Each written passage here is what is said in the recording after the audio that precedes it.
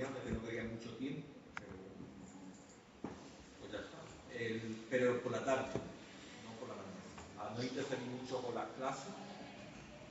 Gracias. También os viene bien, ya que me lo has dicho, aquella persona que quiera hacerlo aquí en el aula de informática y no quiera estar trabajando con la versión LITE o el PC virtual, pues tiene las aulas libres, ¿vale? Y por la tarde está esto muy tranquilo y os podéis meter aquí tranquilamente si no queréis estar en casa, hacerlo en casa, ¿vale?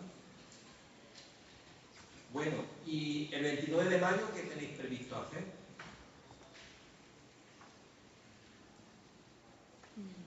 Nada, es nuestro último día de clase. Entonces, yo me iba a traer una tarta y confeti, pero no va a poder ser posible. Pues os apuntáis ahí un examen. ¿Qué día que yo? 29 de mayo, último día de clase. Es viernes. 27 de mayo, último día de clase de econometría, ¿vale? Pero reservadme también el 26 de mayo. Vaya que un misil lanzado desde Estados Unidos o desde Irán tope aquí por nada. Entonces, pero el miércoles 27 de mayo, ¿vale? Por si acaso. Pero el 26 de mayo tenerlo ahí en reserva también, por si acaso. Pero el 27 de mayo hacéis el segundo examen parcial de los temas 5 y 6. ¿Vale? Bueno, ¿tenéis alguna duda de las fechas? ¿Tenéis alguna duda de las fechas? Ninguna.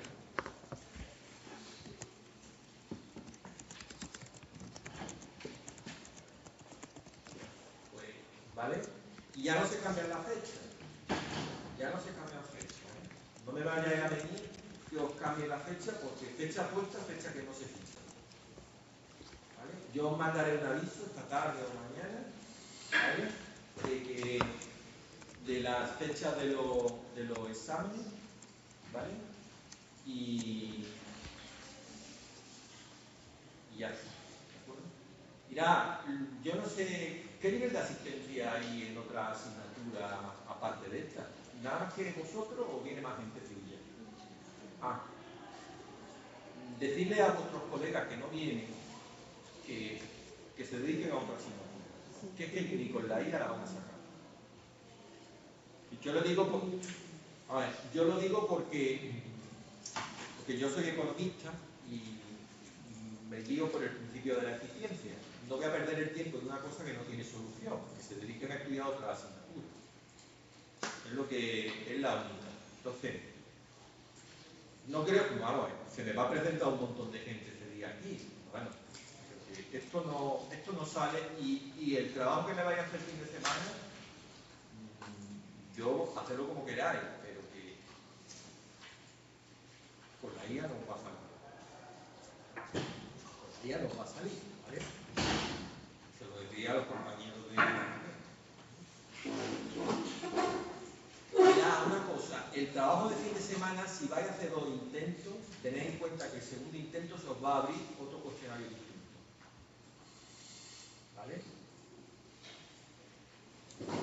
Os lo digo para que no va a saliros el mismo exactamente, os va a salir otro cuestionario. Es más, no le va a salir las preguntas iguales a nadie. ¿Vale? Probablemente no le salga a casi nadie las preguntas iguales. ¿Vale? Os lo digo por eso. Entonces, si hacéis el segundo intento, os va a salir un cuestionario algo distinto. Algo distinto. Bastante. ¿Vale? Yo me quedo de los 2 cuestionarios que vais a hacer el fin de semana, yo me quedo con la nota más alta. ¿Vale? Y abrirlo en el momento que estéis más tranquilos, más relajados y os tenéis que estar allí un ratito pensando y trabajando con el ordenador. Entonces, no vayáis a abrirlo, de bulle corriendo para verlo y lo cerréis de momento, que no, es que, ¿vale? Y poco más, ¿de acuerdo?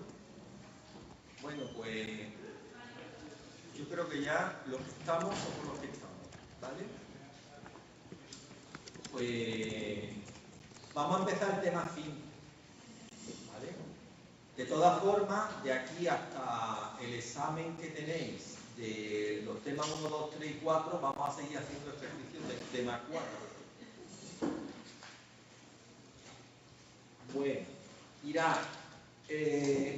vamos al tema 5, que es algunos problemas que presenta el modelo de regresión lineal general. ¿Vale? Bueno, lo primero, os hago una introducción, ¿vale?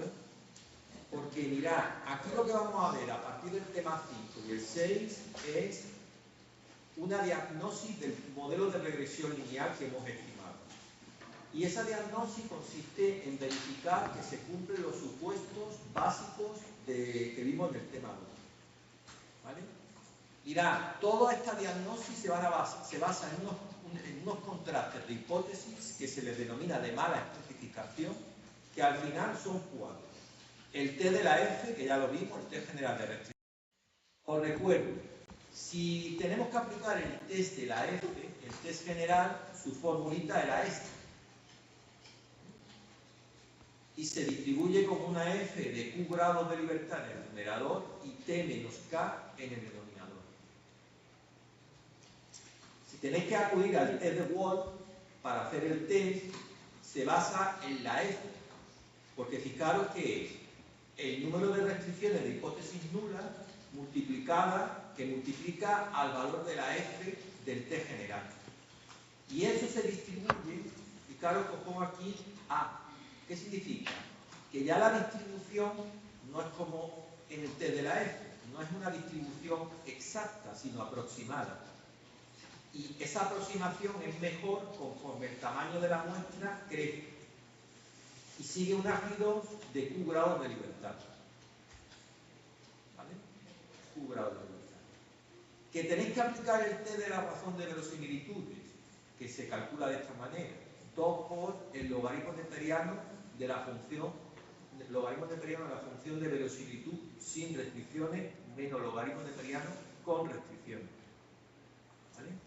Mirad, el programa lo hace directamente, pero si tuvierais que calcularlo con esta fórmula, el logaritmo neperiano de la función de verosimilitud os lo da calculado en la pantalla inicial, ¿eh? No tendríais que tener ningún problema. Bueno, pues esta expresión se distribuye otra vez, no exactamente, sino aproximada a un ácido de Q grados de libertad.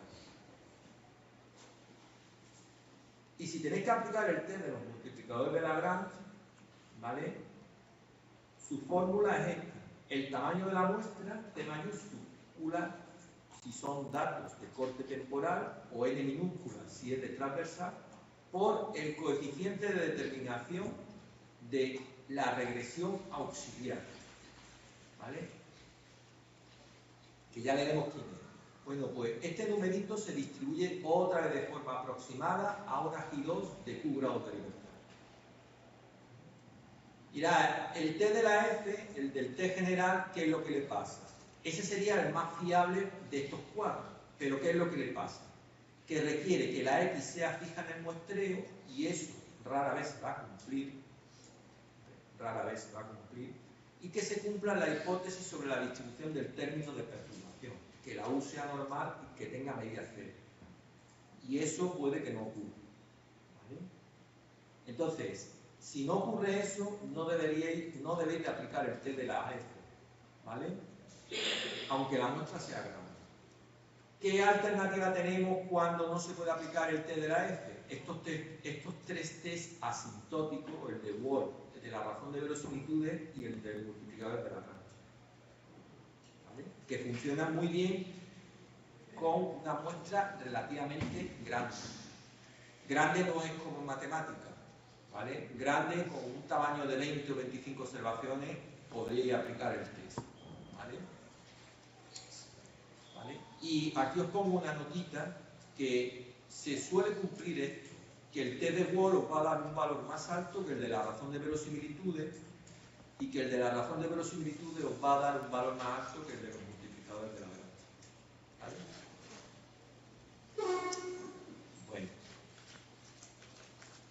Bueno, vamos a los errores de especificación. Mirad, el término de error de especificación tiene 2 sentidos. El amplio, que significaría cualquier fallo de los supuestos del modelo, ¿vale?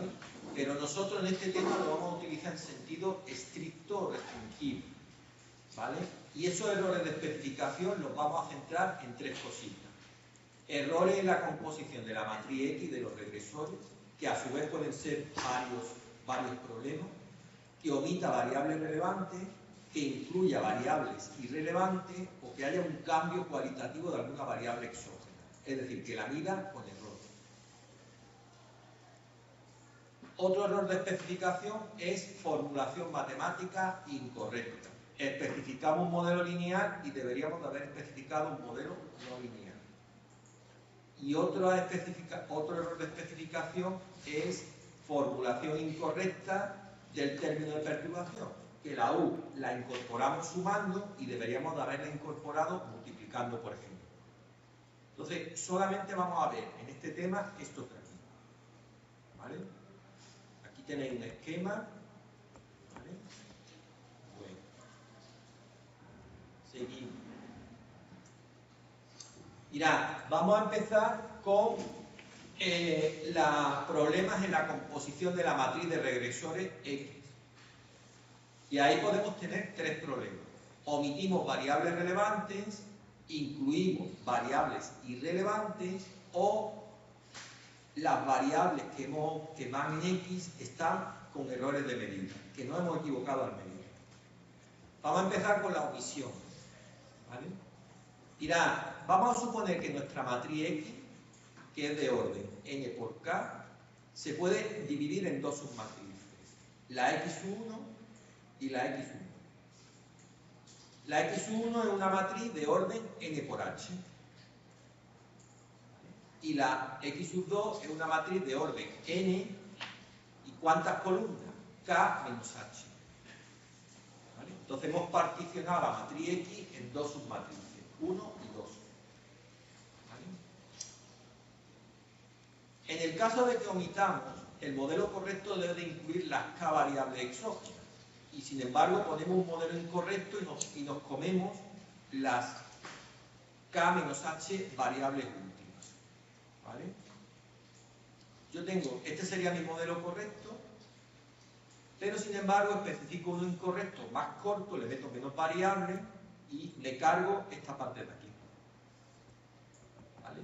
Daros cuenta que el modelo incorrecto, el que omite, se ha quedado corto en columna de la X. Resulta que tiene una perturbación U asterisco, que en el fondo, ¿qué es? La U del modelo correcto, pero también la parte que no hemos comido. ¿Vale? Pues el producto de la matriz de los regresores que hemos omitido y sus coeficientes. ¿Vale? Bueno.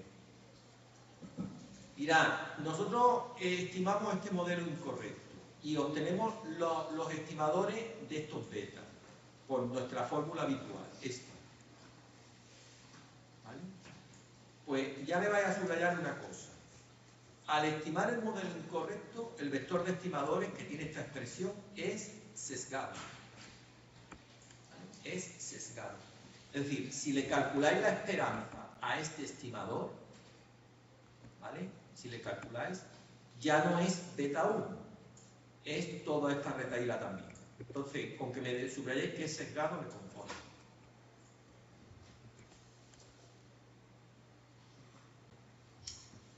Y ese sesgo que hace que las estimaciones de coeficientes beta del modelo incorrecto en media no estén centradas en sus verdaderos valores, ¿vale? ¿De qué depende ese sesgo? Mirad, subrayáis que los factores que intervienen en el sesgo, y no vamos a tener en cuenta la ordenada en el origen, porque esa tiene otro rato de tarea, ¿vale? Va a depender de la magnitud de los parámetros asociados a las variables omitidas. ¿Vale? Es decir, estos beta J, desde el H más 1 hasta el K, que son coeficientes que acompañaban a los regresores omitidos, ¿vale?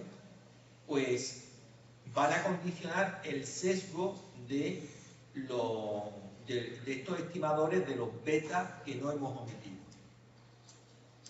Y también va a depender de la correlación que haya entre las variables incluidas en el modelo X1 y las omitidas. ¿vale? Entonces, el sesgo de los estimadores que hemos mantenido del modelo incorrecto, su sesgo va a ser mayor o menor en función de esas dos cosas. Por lo menos que os quede esa idea. Mira, hay una excepción, pero esto es un caso más teórico que práctico, ¿eh? Hay una excepción. Y esto me lo subrayáis. Solamente en el caso de que las exógenas incluidas y excluidas fueran ortogonales, es decir, que el producto de estas dos matrices valga 0, el estimador del modelo incorrecto sería insesgado. Pero eso es un caso más teórico que práctico, ¿eh? Eso rara vez ocurrirá. ¿Y qué ocurre con la estimación, con el estimador de la ordenada en el origen? Pues mirad, da igual que haya ortogonalidad o no, siempre va a ser sesgado. Es decir, que el problema no se resuelve. Lo subrayáis en esto. ¿Vale? Bueno. ¿Y qué más? Mirad, que los estimadores del incorrecto son inconsistentes. Es decir, que el problema del sesgo no se resuelve ni siquiera con una muestra muy grande. Son estimadores inconsistentes. ¿Vale? Mirad, ya con esto, con este problema que tenemos, ya estos estimadores están invalidados. Y no deberíais estimar ese modelo incorrecto. ¿Vale? Pero bueno, seguimos analizando esto. Ah, bueno, aquí os insisto en una cosita, y esto sí lo subrayáis de nuevo, pero esto ya lo habéis subrayado. A pesar de conseguir que el estimador sea insesgado gracias a la ortogonalidad, hay que tener en cuenta, tanto si existe ortogonalidad como no, siempre el estimador del término independiente va a ser sesgado. ¿Vale? Y que el supuesto de ortogonalidad es muy restrictivo y poco probable que se dé en la práctica. ¿Vale?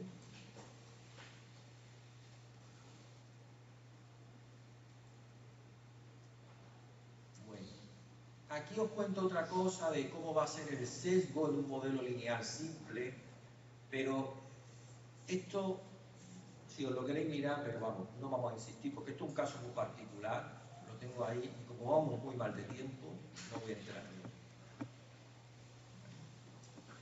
Venga, ¿qué le ocurre al estimador de la varianza de la perturbación? A ese cuadrado del modelo incorrecto que le pongo el subíndice i. Su fórmula es esta, ¿vale? Esta de aquí. ¿Y qué le va a ocurrir?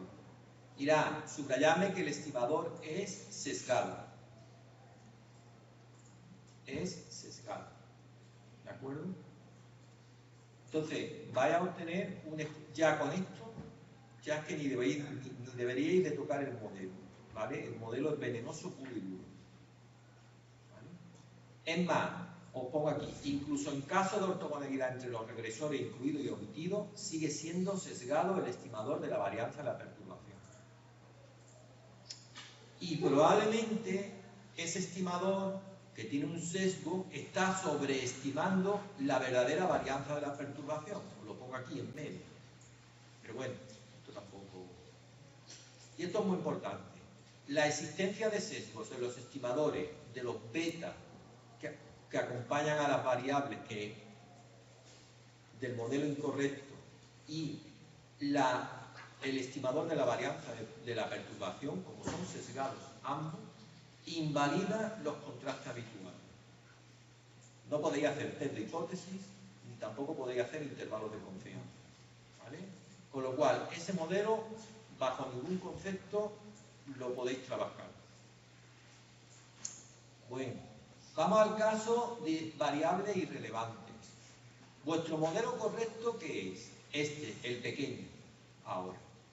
Pero habéis especificado un modelo que le metéis más variables explicativas y además, en el fondo, no son relevantes.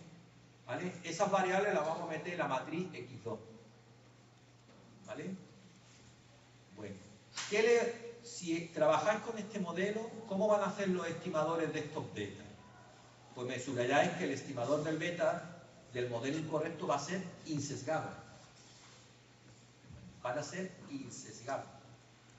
De hecho, se demuestra que la esperanza de los estimadores de las variables relevantes son los parámetros de las variables relevantes. Y la esperanza de los estimadores que acompañan a las variables irrelevantes son cero. Eso se demuestra. ¿Vale? Bueno, pues ya hemos conseguido una cosa buena en ese modelo incorrectamente especificado. ¿Vale? Que los estimadores de los betas son insesgados. Bueno, pues esto tiene pinta de que el problema no es tan problema. ¿Qué le pasa al estimador de la varianza de la perturbación? Que lo vamos a llamar SE cuadrado. Su fórmula es esta. Vamos a calcularle la esperanza. Pin, pin, pin, pin, y se demuestra que es sigma cuadrado de U. Es insesgado. Este estimador es insesgado también. ¿De acuerdo?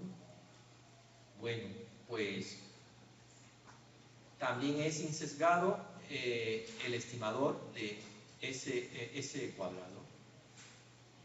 Pues pinta de que un modelo incorrecto, pues caballo grande, ande no ande, mientras más variables irrelevantes le metamos, pues no vamos a tener problemas. Pues no. Pues no. Tampoco. Os pongo aquí. A modo de conclusión, los procedimientos de inferencia estadística, es decir, test de hipótesis e intervalo de confianza, siguen siendo válidos, debido a la insesgadez del estimador de los parámetros del modelo incorrecto y de la varianza de las perturbaciones. Vale, sí. Sin embargo, la varianza de los estimadores del modelo incorrecto va a ser mayor que la de los estimadores del modelo correcto. ¿Vale? La varianza de los betas de incorrecto, esta, es mayor que la del correcto, esta. ¿Vale?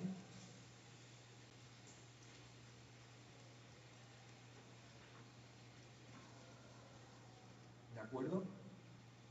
Bueno, pues aquí viene el problemilla. Y le subrayáis. Luego, las estimaciones de los coeficientes del modelo incorrecto son menos precisas que las del correcto debido a la mayor variabilidad causada por la mayor varianza de los estimadores. Entonces, teóricamente el modelo no es malo porque sus estimadores de los betas son insesgados, su estimador de la varianza de la perturbación es insesgada.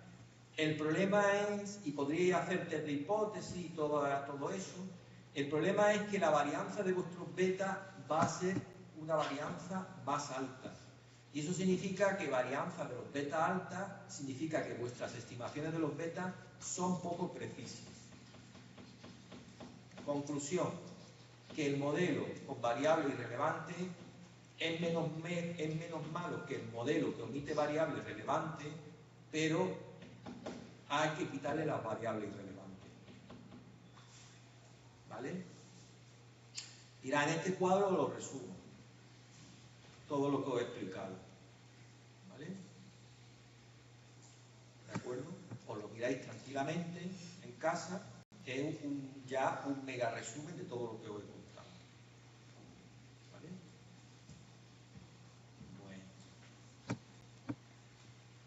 Aquí os pongo. Dice, a modo de conclusión, en caso de duda es siempre más perjudicial excluir variables relevantes que incluir variables irrelevantes. En el primer caso, el proceso de inferencia queda invalidado, mientras que en el segundo caso los contrastes son válidos si bien se obtienen estimadores con menor precisión. ¿Vale? Esta es la conclusión de las dos cosas.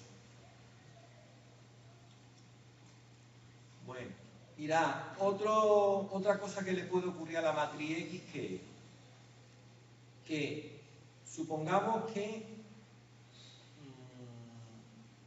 alguna de las columnas de la matriz X de algún regresor, ¿vale?, contiene una variable que la hemos medido mal, que tiene un error de medida, ¿vale? En el fondo, la variable correcta, la XJ, sería el valor que habéis obtenido de la variable que tiene el error de medida más el error de medida.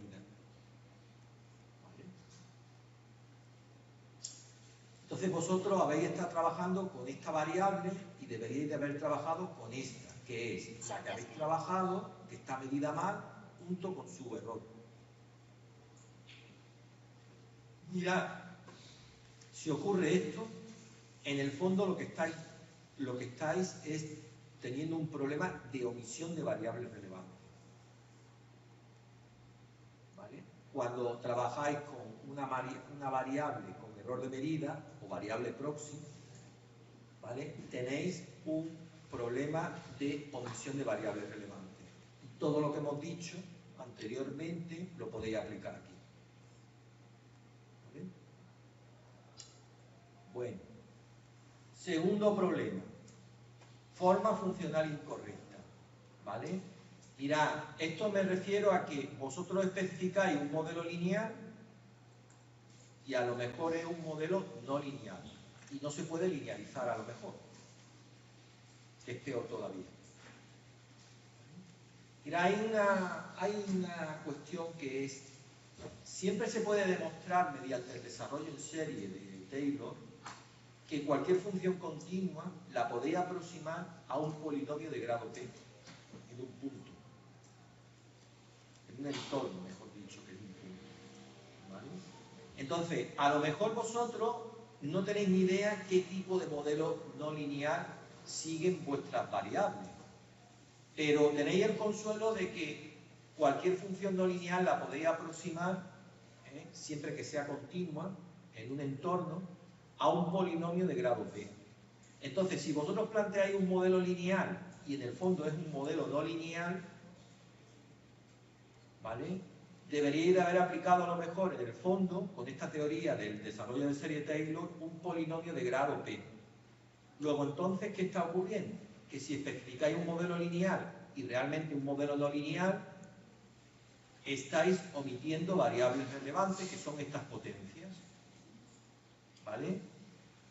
Pues realmente cuando especificáis una forma funcional incorrecta, ponéis un lineal cuando debería de ser un no lineal, estáis cometiendo un error por omisión de variables relevantes.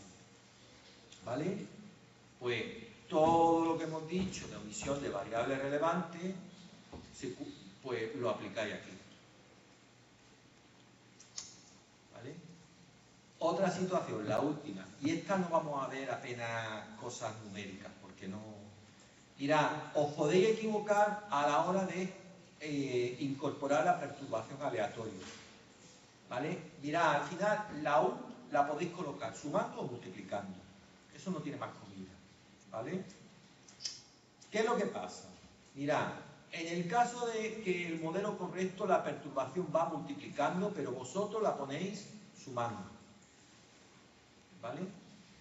Pues eso está mal. Vuestro modelo correcto tendría que ser esto. La y es una función de la x por la u multiplicada y debería de ir como una exponencial. ¿Vale? Esto no vamos a entrar en esto, porque como son casos particulares, pero bueno, esta sería la situación. ¿Vale? Este sería el modelo correcto, con perturbación multiplicativa. ¿Vale? Tenéis que tener en cuenta que si el modelo correcto es este y es multiplicativo, no podéis estimarlo sí lo podéis estimar, perdón, por mínimos cuadrados ordinarios, pero tiene una peculiaridad. Y vosotros os empeñáis en poner este modelo incorrecto, meter la u sumando. ¿Vale? ¿Vale? Pues ahí hay un error en la incorporación. ¿Vale? No vamos a entrar aquí en la demostración ni nada porque tampoco... Aquí lo pongo yo desarrollado, pero vamos a ver. Y otra situación, que el modelo correcto, la perturbación tiene que ir sumando, como hemos hecho siempre, pero la especificamos multiplicando. Pongo yo el modelo correcto es como solemos decir en el modelo lineal, sumando. Y sin embargo, la hemos puesto multiplicando. ¿Vale? Pues esto está mal. ¿Vale? Esto está mal. ¿De acuerdo? Aquí os lo pongo demostrado, pero tampoco... para que tengáis una idea así. ¿De acuerdo? Bueno, ¿y cómo vamos a detectar los errores de especificación? ¿Vale? Y la vamos a utilizar tres tests. Empezamos por el test de las variables omitidas. ¿Vale? Este es un caso en el cual sospecháis de que os habéis quedado cortos a la hora de incorporar variables explicativas. ¿vale?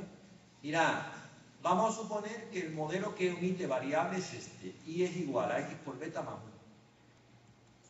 Y habéis omitido unas cuantas variables o una variable, ¿vale? Que esas estarían en la matriz que yo voy a llamar z, ¿vale? Y el modelo correcto, el que no habéis especificado, es el que incluye la matriz z, que sería igual a x por beta, la parte que habéis puesto, pero falta la parte que no habéis puesto. Z, que serían las variables que os habéis cogido, por el vector de sus coeficientes. Gamma lo voy a llamar, más 1. ¿Vale? Bueno, hipótesis nula es que gamma es 0 en este texto. Significa aceptar, si aceptamos esta hipótesis, significa que aceptar el modelo que omite. Y es que ese modelo que omite está bien. Si aceptáis hipótesis alternativa, es que los gammas son distintos de 0 y supone rechazar el modelo que omite. ¿Vale? Y el modelo que habéis especificado que omitía no es correcto. ¿Cómo vamos a resolver este contraste de hipótesis? Con un test de la razón de verosimilitudes, RV. Su fórmula es esta, ¿vale? Con los logaritmos de periodo de la función de verosimilitud sin y con restricciones, lo podéis hacer así o así, trocando con restricciones aquí y sin restricciones aquí y aquí un menos. Tenéis que tener en cuenta que esta fórmula tiene que salir de un número positivo, porque el t de la razón se distribuye como una J2 y la J2 es positiva. ¿Vale? Los grados de libertad de la J2 son las restricciones que imponéis en hipótesis nula, Q. ¿Vale? La región crítica está en la cola derecha de la J2. ¿Vale? Acordaros que está en la cola derecha.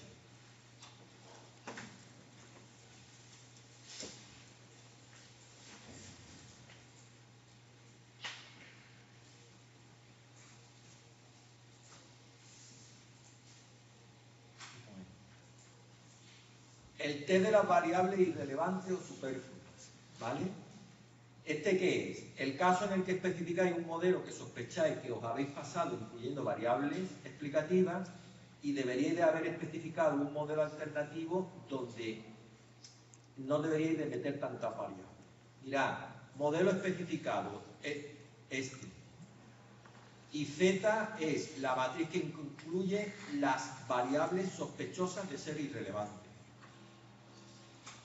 Modelo alternativo, el que no incluye, el corto, este.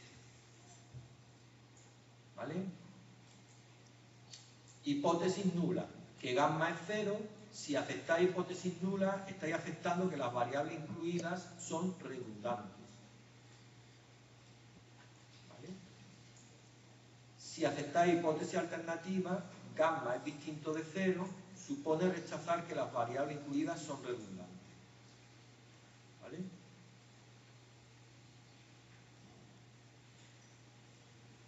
Entonces, si aceptáis hipótesis nula, el modelo que habéis especificado, el que tiene de más variables, no es el correcto.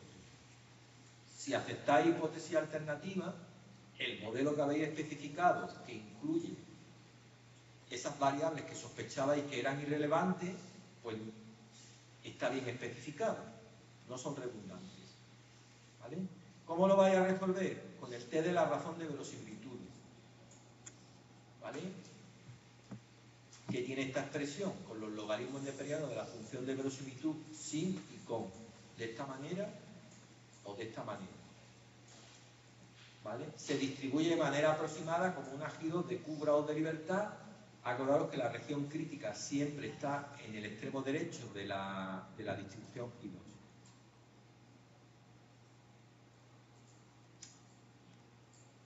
Bueno, y el otro test que es el test Reset de Ramsey, ¿vale? Mirá, este test es más polivalente que los anteriores. ¿Por qué? Porque este lo que me detecta es si el término de perturbación, la U, tiene una media que no es nula. Esperanza de U distinta de 0.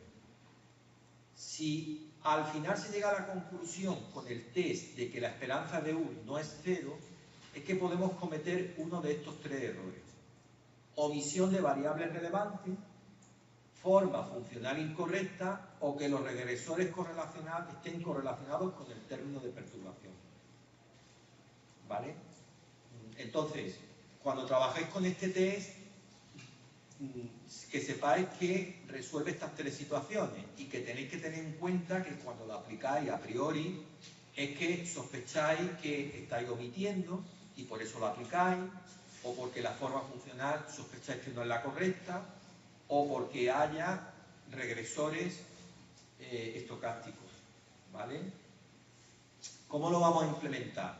Mirad, lo primero que hacéis es estimar vuestro modelo original. Este es el modelo, ¿vale?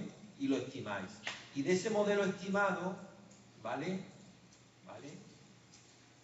Que hacemos siempre, vamos a retener dos cosas. Las predicciones de I y el valor de la función de verosimilitud, del logaritmo neperiano de la función de verosimilitud con los estimadores de los beta. Segundo paso, vais a construir una matriz Z de regresores, ¿vale? Esa la tenéis que diseñar vosotros. Y sus columnas van a ser potencias, y empieza la primera en potencia de 2, van a ser potencias de las predicciones del modelo original. ¿Vale? Otro paso. Vais a estimar una regresión auxiliar que incluya tanto a los regresores X como a la matriz Z, que incluye las potencias de las estimaciones de la I del modelo original. ¿Vale? Entonces, cuando lo tenéis estimado ese modelo más amplio, ¿vale? Que sería este, ¿de acuerdo? Vais a obtener el logaritmo neperiano de la función de verosimilitud sin restricciones, evaluada en las estimaciones de los beta y de los gamma. ¿Vale? Vamos a ver, hipótesis nula, que no hay error de especificación en el sentido de Ramsey. ¿Vale? Es decir, que la U es una normal con media cero y varianza de la U constante. O que los gamma, que son los coeficientes que acompañan a las potencias de la I estimada, valen cero en bloque. Hipótesis alternativa es que existe un error de especificación en el sentido de Ramsey. Es decir, que la U es una normal, pero con media ya no cero, ni y varianza si es constante. O que existe algún gamma que es distinto de cero. ¿Vale? Lo vais a resolver con el test de la razón de verosimilitudes. ¿Vale? Y vuestra G2 es el número de restricciones de hipótesis nula Q o M-1. M es, cuando diseñáis la matriz Z, M es la columna la columna referida a la variable I estimada con mayor potencia. ¿Vale? Y la región crítica la tenéis en la cola derecha, de la G2, siempre. Mirad, consideraciones. Lo primero, acordaros que la muestra tiene que ser grande, suficientemente grande. Todos estos test que hemos visto tienen que ser con muestras suficientemente grandes. Segundo, no deberéis de incorporar en la matriz de regresores adicionales la variable I estimada. ¿Por qué? Porque resulta que os va a dar un problema de multicolidad perfecta. ¿Vale? Entonces, acordaros, el programa os lo va a pedir, pero cuando apliquéis el test de Ramsey, tenéis que meterle la primera columna, tiene que ser como mínimo al cuadrado. No puede ser elevado a 1, porque no, es que no te lo va a dejar encima. Que la matriz Z, la de las potencias, no le debéis de meter demasiadas columnas. Con que le metáis una o dos columnas va a funcionar bien el test. ¿Vale? Porque es que si le metéis muchas columnas os va a generar un problema de multicolinealidad y además vais a perder grados de libertad. ¿De acuerdo? Mirad, soluciones cuando rechacéis la hipótesis nula en el test de Ramsey. Si la sospecha era de omisión, hay que incorporar las variables omitidas. Y eso es un problema complicado. Pero bueno. Si lo habéis aplicado porque sospechabais que la forma funcional no era lineal, hay que reespecificar el modelo y poner un modelo no lineal. y en caso en que exista, que lo habéis aplicado porque sospechabais de correlación entre la X y la U, habrá que estimar el modelo por método alternativo a MCO, ¿vale? Porque ahí tenemos un problema que es regresores estocásticos. Bueno. Venga, pues vamos a hacer alguna práctica del tema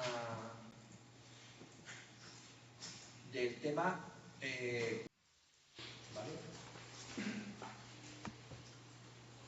Bueno, la primera pregunta.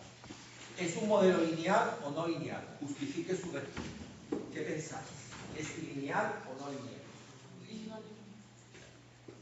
No lineal. ¿Vale? ¿Dónde está la no linealidad? La variable. La variable publicidad, en Apple al cuadrado. Pues ponéis modelo no lineal,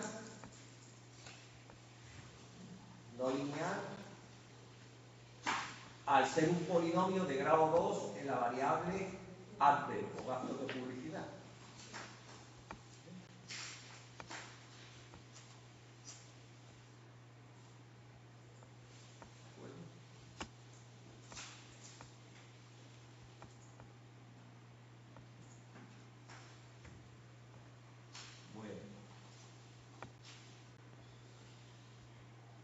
Dice, estime el modelo y verifique si es significativo, ¿vale? Es decir, que le apliquemos el test general de restricciones lineales en contraste de significatividad conjunta, ¿vale? Venga, nos vamos aquí, vamos a los ficheros, ¿cómo se llama? Este se llama tema 4 cells. Pues vamos a ir, os vais aquí y me buscáis el de cells. Ya sabéis la rutina, ¿vale? Esto lo guardáis para luego repasar en clase, en casa. ¿Vale? Además, este fichero lo manipulé para que no tengáis que estar retocando la muestra, ¿eh? En vez de tener 80, que era como trabajábamos en el difícil, ¿vale? Lo tenéis ya regalado. ¿Vale? Venga, vamos a estimar. Nos vamos aquí. Y buscamos esta opción, la estimación de la ecuación. ¿Vale? Venga, metemos la variable que queremos explicar, las ventas, ser. Z1, C. El precio, price. Adverb, y como es un polinomio en adverb de grado 2, volvemos a meter adverb elevándolo a 2. ¿Vale?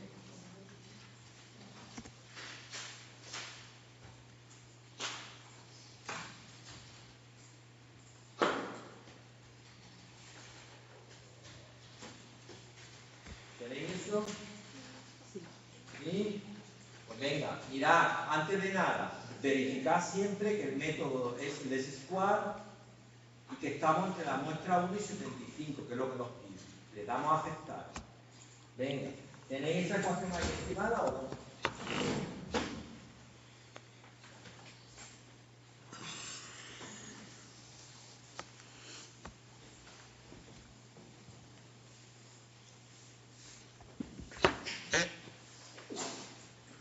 Vamos, la ecuación sale estimada de esta manera. Sería la beta 1, 109,7190 menos 7,64 por el precio más 12,15 12 por la publicidad más menos 2,767 9 por la publicidad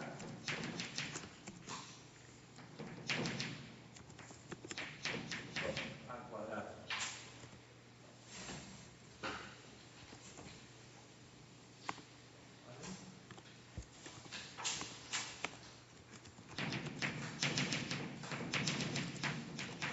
¿Ha salido eso? ¿Sí?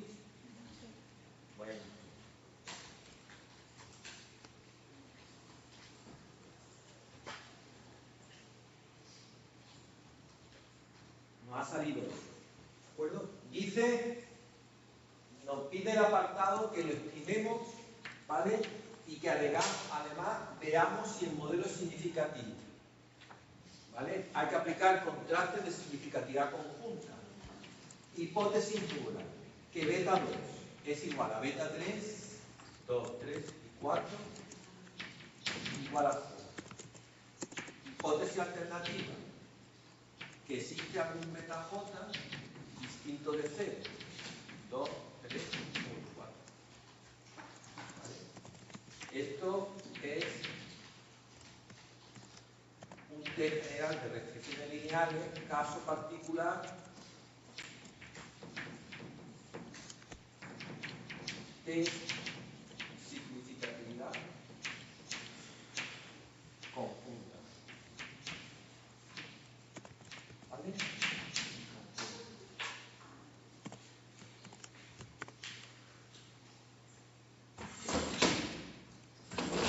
Pues me hace falta, ¿de acuerdo? Me hace falta tinta blanca como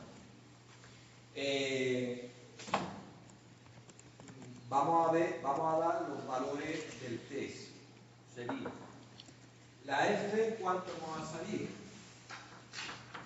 El F observado, ¿vale? Lo tenéis ahí en la pantalla, os ha salido 24,4593.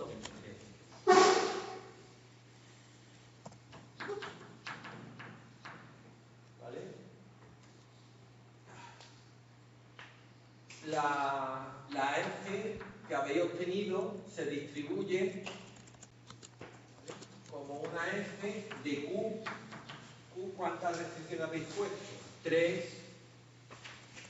en el numerador y N menos K. 75 menos 4. Trabajáis con una F de 3,71. Me tenéis que dar este valor, o alfa primo, que sale 0. Esto es menor que el nivel de simplificación, 0,05. Conclusión, se rechaza hipótesis nula. Modelo significativo.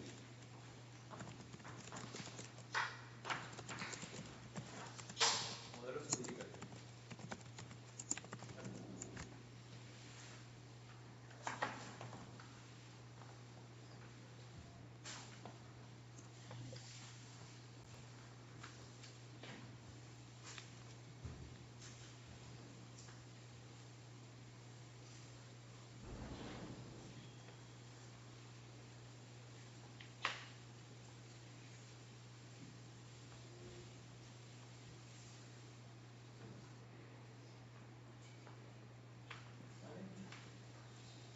Modelo de significativo.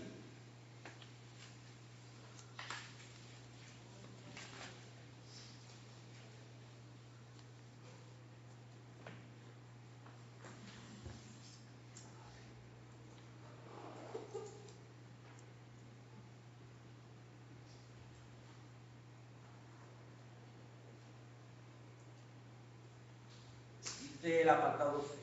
Obtenga el incremento medio de ingresos por venta si el gasto en publicidad adverse aumenta en $1000. Utilice la información de la tabla adjunta. Esa es que me la comí yo. Bueno, como lo tenéis que hacer en el punto medio, os voy a recordar cómo se calculan las medias en el view y ya lo tenéis ahí también. Os viene bien práctica. Mirad, dice que obtengamos el incremento medio de los ingresos cada vez que la publicidad aumenta en $1000. Nos está pidiendo el efecto marginal. Efecto marginal de los gastos de publicidad.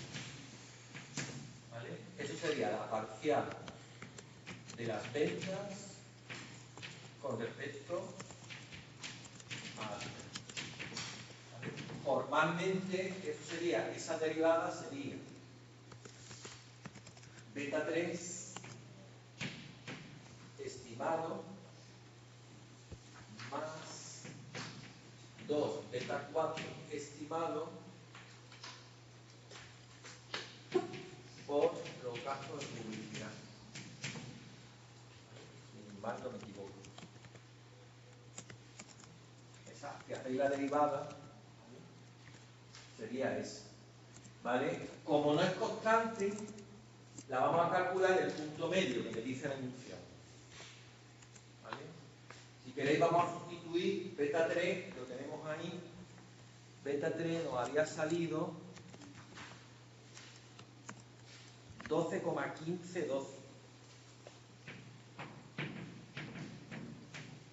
más 2 por beta 4, que nos ha salido menos 2,7679.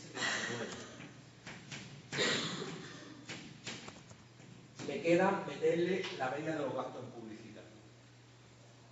¿Vale?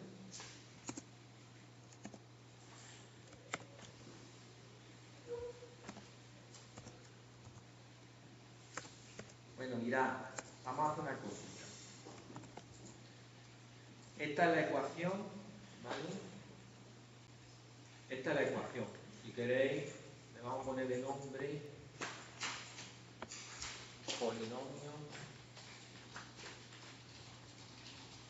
en antes, ¿vale? Lo quitamos del medio, ¿vale? Vamos a calcular las medias, porque os hacen falta. Entonces vamos aquí a quick. Nos vamos a grupos estadísticos. ¿Vale? Y nos vamos a la opción estadísticos descriptivos. Aunque no hace falta solamente la de publicidad, le vamos a sacar la media de todo. ¿Vale? Nos vamos a muestra común, esta, la primera. Pincháis, ¿vale? Y vamos a listar las variables. Las ventas, ser, el precio, el espacio y arte. ¿Vale? Le dais a aceptar, ¿vale? Y aquí la tenéis. Tenéis este cuadro, este grupo, ¿vale? Con ventas, precio y gastos de publicidad. La primera opción es la media aritmética, ¿vale? Que es lo que necesitamos. ¿Vale? Y aquí tenéis la media de los gastos de publicidad, 1,844.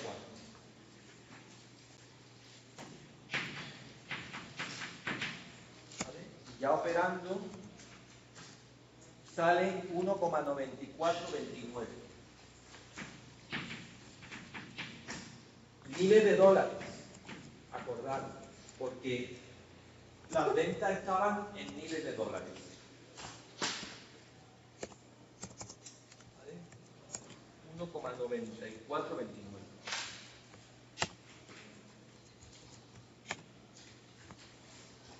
¿Vale? Esto me lo vais a guardar. ¿Vale? Esto sí que lo podéis guardar directamente, no tenéis que hacer un congelado. ¿Vale? Pincháis aquí, ¿qué nombre le vamos a dar? Pues descriptivo.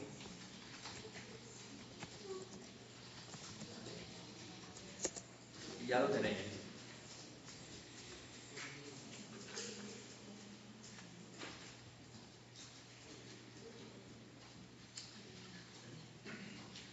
Bueno, vamos al apartado D. Obtenga el incremento medio porcentual de los ingresos por venta mensuales si el precio aumenta en un 1%. ¿Qué os está pidiendo que calculéis? La elasticidad del precio. ¿Vale? Lo que os está pidiendo que calculéis es la elasticidad del price. ¿Vale? Eso sería la elasticidad, ¿vale? Y como sabéis que la elasticidad no es constante en el modelo polinómico, la vamos a calcular en el punto medio. ¿Vale? La vamos a hacer ya en la media. Esto sería parcial de las ventas. Vamos a trabajar con la variable estimada, ¿vale? Con la parcial del precio. Si si deriváis a la ecuación, sería el coeficiente que acompaña el precio, beta 2. Ay, perdón, eso es el efecto marginal. Por el precio, vamos a trabajar con su media, y las ventas con su media. Esto es beta 2 por el precio medio y las ventas medio. Beta 2 nos había salido menos 7,64. Como ya hemos calculado los descriptivos, ¿vale? Lo consultamos aquí, y la media de las ventas era 77,3746.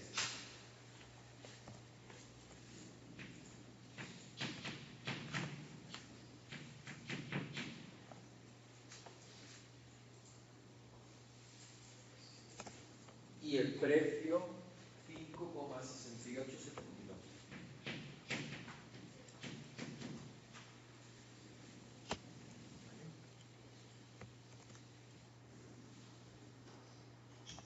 ¿Vale? Eso sale una elasticidad negativa de menos 0,5615%.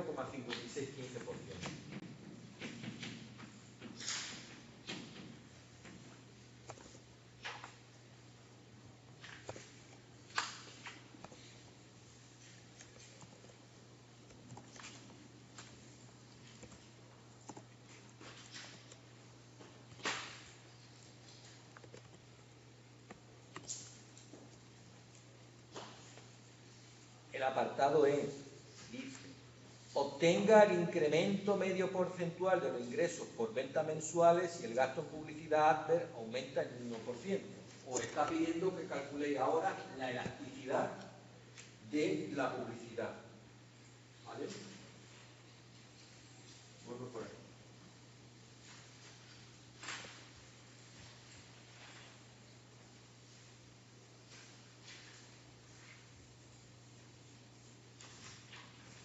Me está pidiendo ahora en el apartado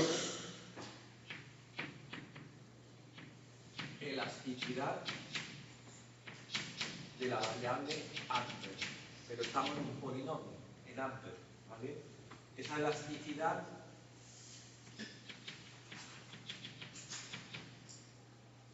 la vamos a calcular el punto medio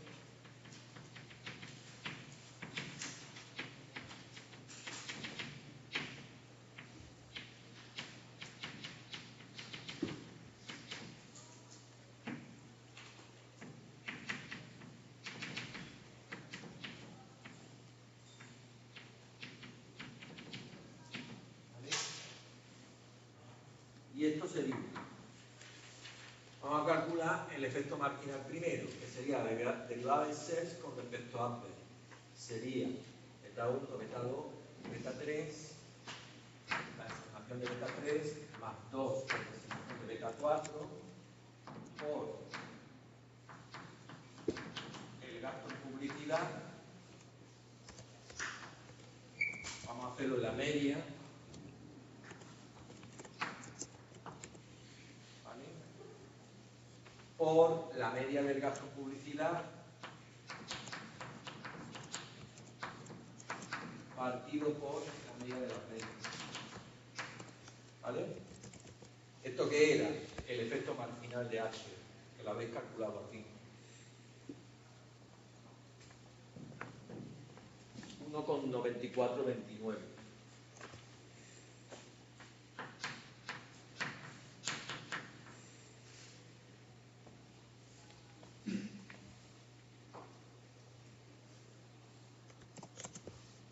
¿Vale? Y pues ya me hace falta la media de Adver, que ya la hemos utilizado aquí, 1,8444. Y la media de las ventas, que la hemos utilizado aquí, 77,3746.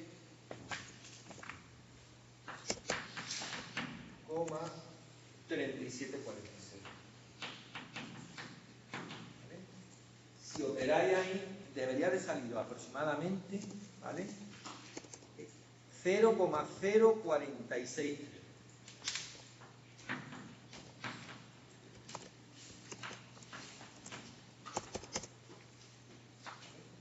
0,04463%.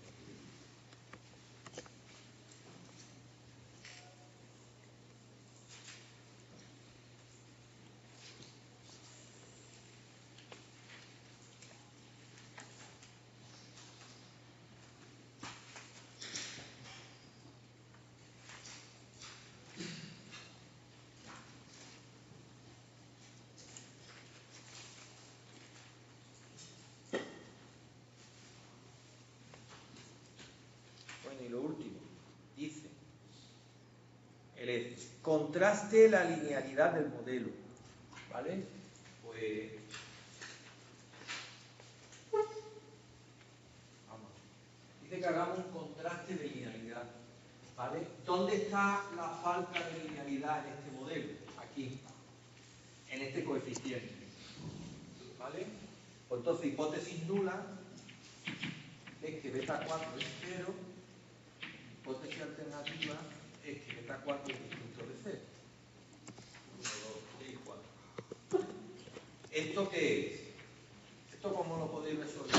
Como es una restricción lineal sobre un coeficiente, lo podéis hacer con el t de la t, que es de la t. Y además, en un caso particular, el t de la t, que es el de significatividad.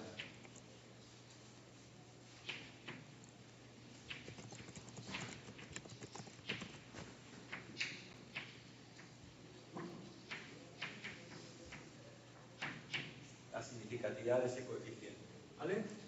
Está resuelto en el pantallazo de estimación de ello, aquí. Vamos aquí, ¿vale? ¿Cuánto ha salido la t? La t pues ha salido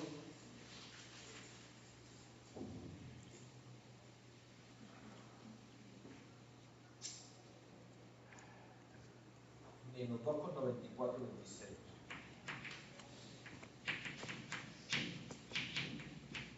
¿Vale? ¿Cuántos grados de libertad tiene esa t? 71. ¿Cuánto es este valor? Pues 0,044, que es menor que algo. 0,05. Conclusión, se rechaza hipótesis nula.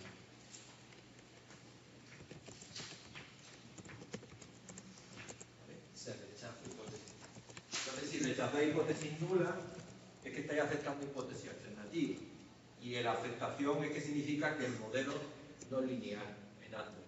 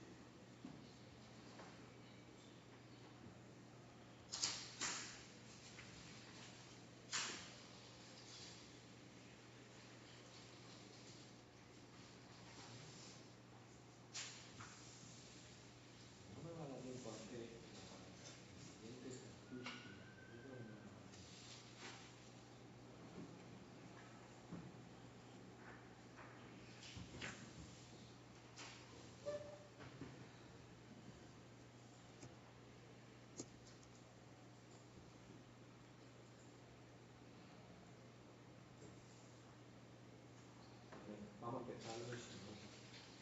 Mirad, me voy a saltar el otro que tenéis aquí, que es un polinomio, ¿vale? vamos a ir al 5, que tiene menos apartado, si no se va a quedar medio. Mirad, esto hay que guardarlo, ¿vale? Entonces le dais aquí a salvar y ponerle el nombre del ejercicio, y que es el ejercicio de dólares, años de educación y años de experiencia. Estime la siguiente ecuación por MCO para todas las muestras. ¿Vale? Quiere que estimemos este modelo. Y luego que vamos a interpretar este detalle. Mirad, este modelo es muy peculiar, porque este modelo no es lineal en variables y en parámetros. Este modelo en su origen era este. Realmente es esto.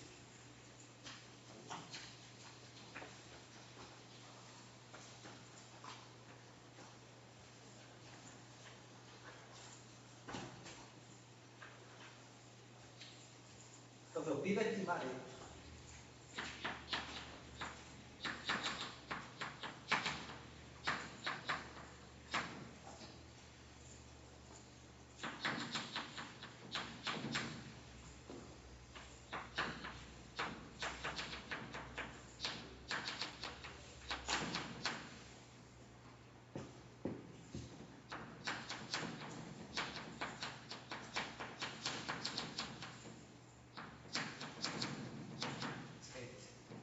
Esto sí se puede estimar por mínimos cuadrados de número, ¿vale? Al contrario. ¿Qué es lo que pasa? Que esto es un modelo que antes era otra cosa.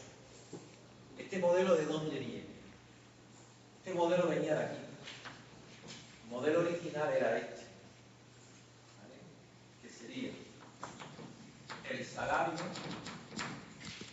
es igual a la exponencial de beta 1 más beta 2 por la educación más beta 3 por la experiencia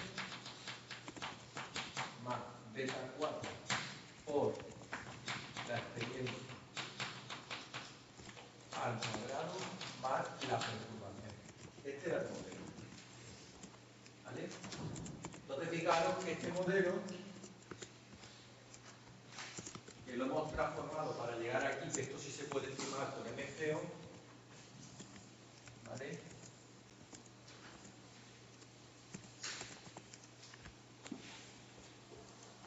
Ese modelo no es lineal. No es lineal porque no es lineal en las variables, ¿vale? Y además es un modelo muy peculiar, porque es un modelo no lineal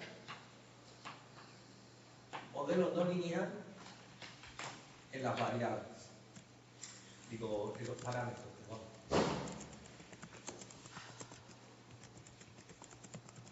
Pero en las variables y parámetros. Eso para empezar. Y fijaros que es un modelo no lineal en variable y parámetro, que lo habéis transformado tomando logaritmos neperianos, ¿vale? Para que os quede así, que eso sí se puede trabajar en Evius, ¿vale? No es lineal ni en variable ni en parámetro, y es una ecuación exponencial, pero con un polinomio de grado 2 en uno de los regresores, ¿vale? Es un modelo exponencial más un polinomio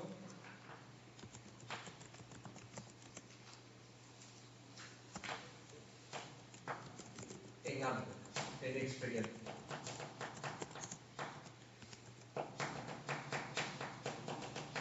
¿Vale? Entonces hemos combinado dos modelos no lineales en uno. ¿Vale? Que eso es muy habitual que se pueda hacer también. ¿Vale? Bueno, pues el modelo original era ese. Sin embargo, lo hemos linealizado. ¿Vale? Bueno, pues vamos a estimar esto. ¿De acuerdo? Este fichero es el Wave 2, creo recordar. ¿Vale? Os vais aquí a Wave 2, ¿vale? Lo descargáis.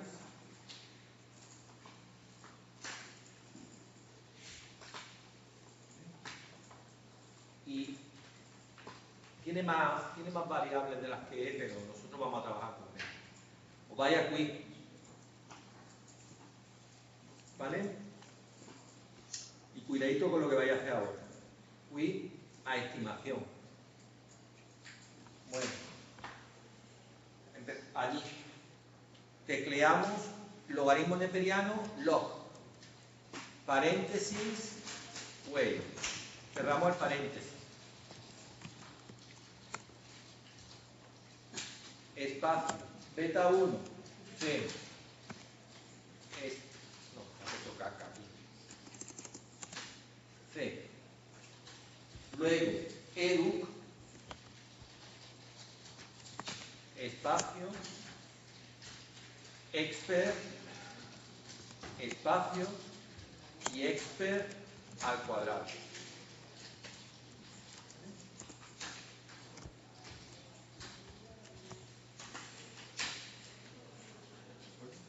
Pues, tenéis que tener 428 mujeres, ¿eh? Que es lo que os pide que lo hagáis con 428.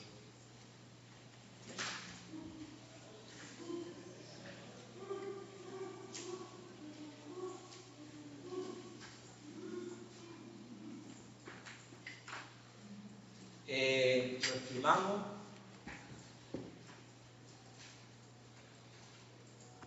¿Vale? Y tiene que salir hoy. ¿Vale? Os sale, debería de salir una unidad en el origen de menos 0,522. Os lo pongo aquí.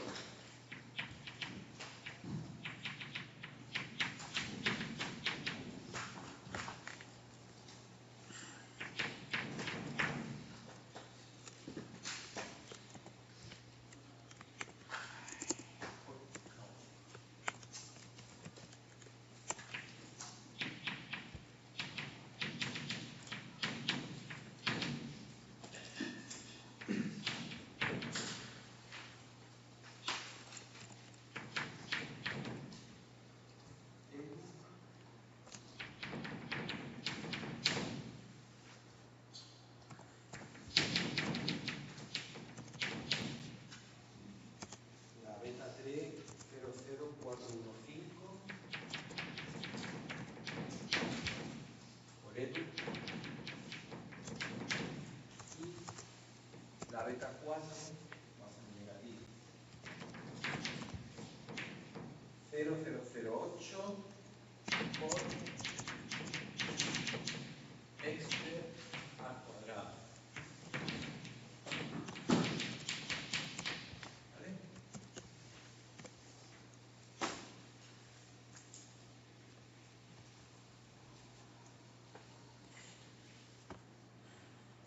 Y el apartado A. Interprete el significado de la estimación de beta 2. ¿Vale? Mira, esto es un modelo exponencial. ¿Vale? Y esta beta 2 en un modelo exponencial es una semielasticidad. ¿De acuerdo? Entonces, beta 2 nos ha salido ¿cuánto? 0,10 del igual. Y hay que interpretarla.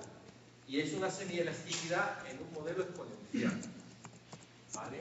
Entonces, ¿cómo se interpreta? Pues sería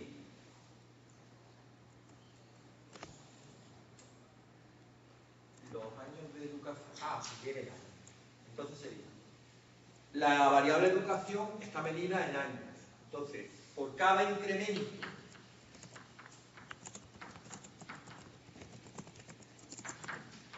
de un año de educación de la trabajadora, se prevé, ¿vale? Se prevé que su salario va a subir ¿cuánto? Se prevé un aumento de su salario de 0,1074%.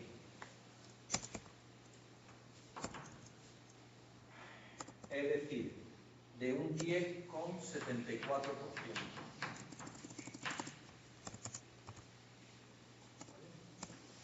Eso era como se interpretaba una semielasticidad.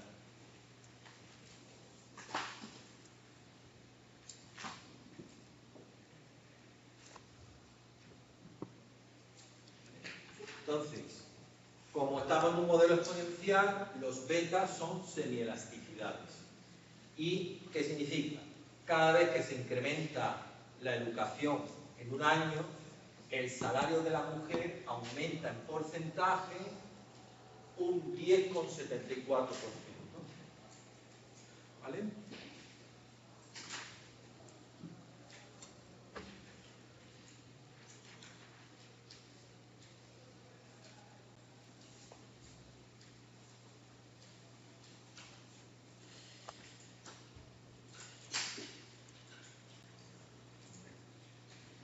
Dice, partiendo de un valor medio en la experiencia, ¿en qué porcentaje aumentará el salario de la mujer con un año más de experiencia?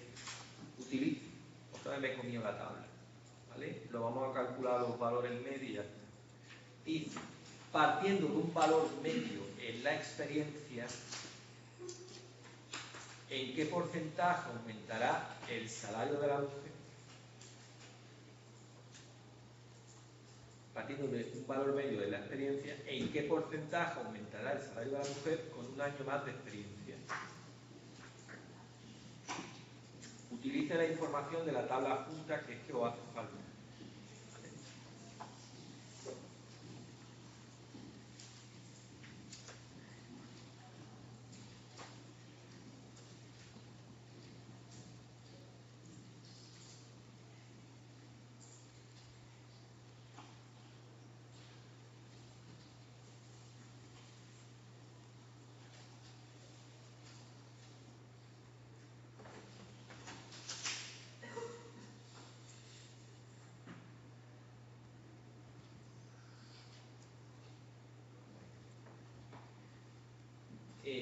¿Qué es lo que nos está pidiendo ahí? ¿Vale? Lo que nos está pidiendo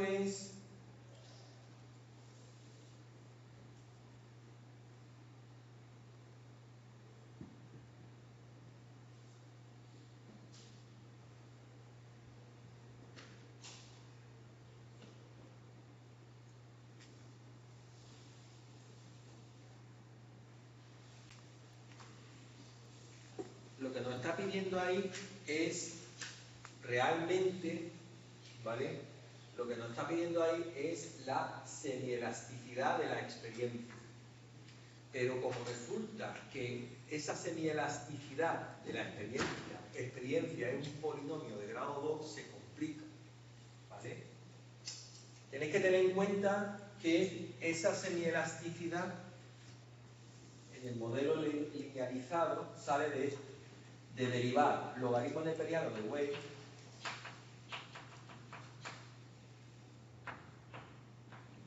con respecto al logaritmo neperiano de la experiencia. ¿Vale? Esto. Entonces, en el modelo linearizado, esta derivada la tomáis en el modelo parcial de x. ¿Vale?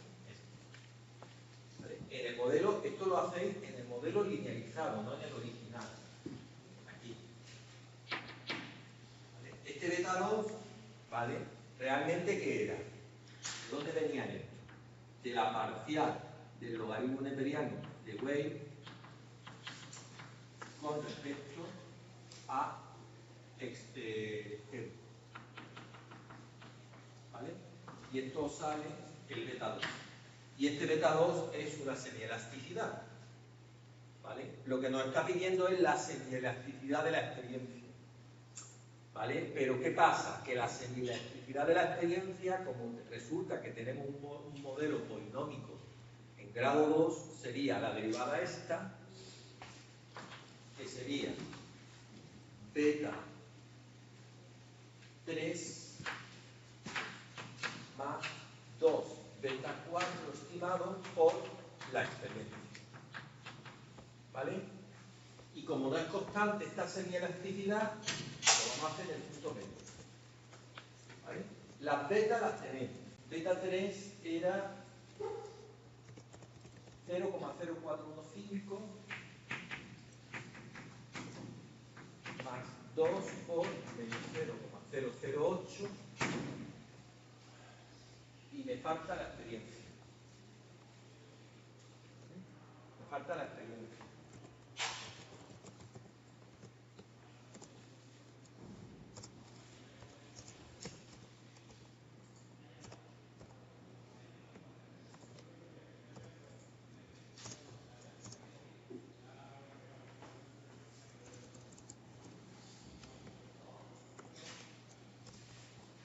Falta la que hay que calcular.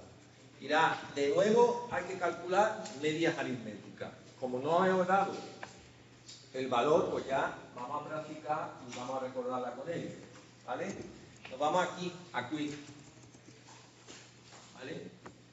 Y en grupos estadísticos vamos a estadísticos descriptivos. Muestra común. Vamos a sacar todas las medias de este modelo, ¿vale? Ya de camino. Pues sería el salario, Whale, Educ y Expert. Lo que yo quiero es Expert, pero bueno. Ahí tenéis eso. A ver si me sale a mí igual que...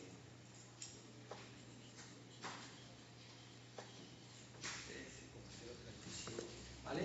Mirad, la media de la experiencia os tiene que salir 13,037. ¿Vale? Entonces, 13,037. Si operáis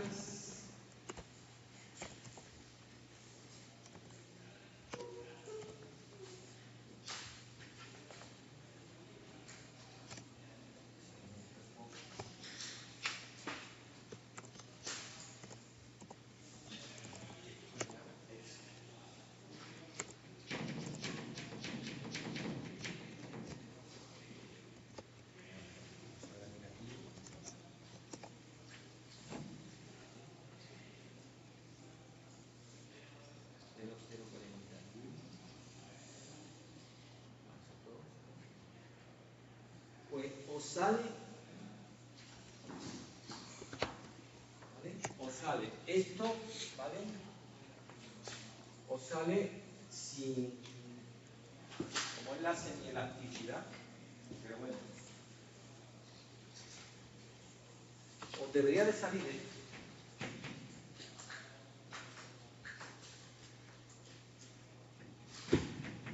¿Vale? Como una semielasticidad, la multiplicáis por 100 y es un 2,04%. ¿Vale? ¿Cómo se interpretaba? Pues esta semielasticidad pues sería por cada aumento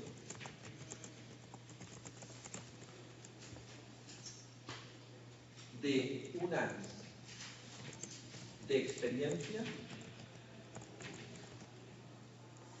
se prevé un aumento en el salario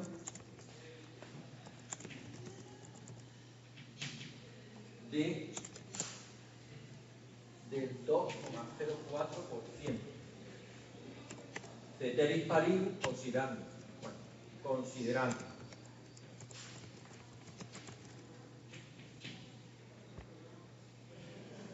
los valores medios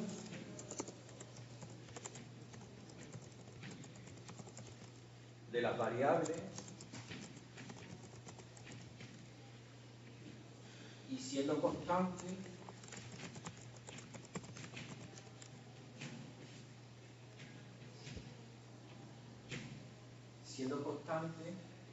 la experiencia. La experiencia no, la edad, perdón. La educación. Los años de educación.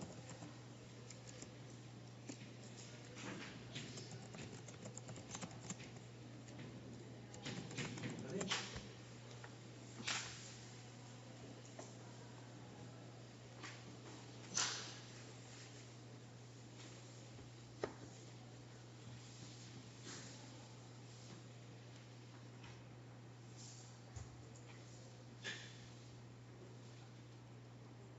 guardaros esto.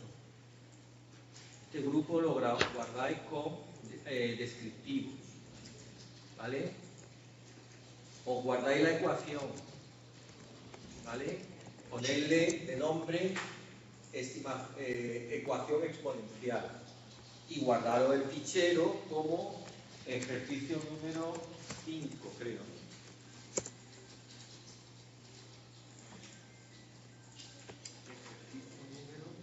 Linealizado, no en el modelo original, ¿vale? Y sale esto, pam, pam, pam, pam, y como una semielasticidad, la multiplicáis por 100, ¿vale? Y sale el porcentaje. Venga, pues vamos a dejar aquí y ya continuamos mañana.